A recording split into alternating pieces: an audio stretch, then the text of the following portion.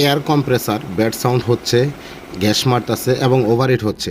কেন হচ্ছে চলেন আমরা চেক করব এবং কাজ করব। প্রথমে আমরা অয়েল ক্যাপটা খুলে নিচ্ছি, অয়েল কর্ক যেটা বলা হয়। অয়েল ক্যাপটা খুলে আমরা অয়েলের গ্রেড দেখে নিলাম, আঙুল দিয়ে বের করে দিয়ে একটু দেখে নিলাম যে এটার পিচ্ছিলতা ক্ষমতা আছে কিনা। সেটা দেখার পর আমরা কিন্তু গ্যাস রিলিজ বাল্বটা খুলে নিব।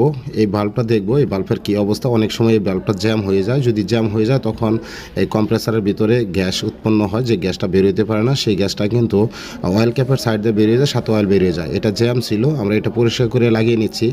আসলে এই কম্প্রেসারের ভিতরে কিন্তু অয়েল আছে, অয়েলটা যখন সার্কুলেশন হয় বা তাপ হয় এর ভিতরে গ্যাস হবে, সেই গ্যাসটা কিন্তু আপনাকে এই রিলি বাল্ব দিয়ে বের করতে হবে।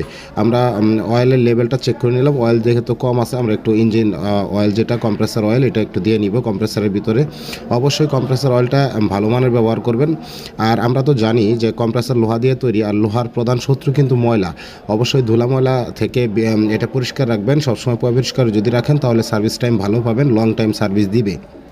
আমরা অয়েলটা দিয়ে নিলাম, ক্যাপটাও লাগিয়ে নিলাম। দেখেন ক্যাপটা আমাদের পরিপূর্ণ টাইট করে দিব যাতে এখান থেকে অয়েলটা লিক না করতে পারে। ভালো করে সিলাই রেঞ্জ দিয়ে আমরা বা অ্যাডজাস্টিং দিয়ে টাইট দিব। এবার স্টার্ট করে নিচ্ছি। দেখেন স্টার্ট করার পরে দেখেন যে কী ধরনের একটা সাউন্ড আসে। এখন কিন্তু মিষ্টি সাউন্ড এখনও হয় নাই, যে মিষ্টি সাউন্ডটা হবে, যে আমরা গ্যাসটা বের করে দিচ্ছি, যে মিষ্টি সাউন্ড। তার মানে এখন কিন্তু কম্প্রেসার পারফেক্ট চলার মতো রেডি হয়ে গেছে।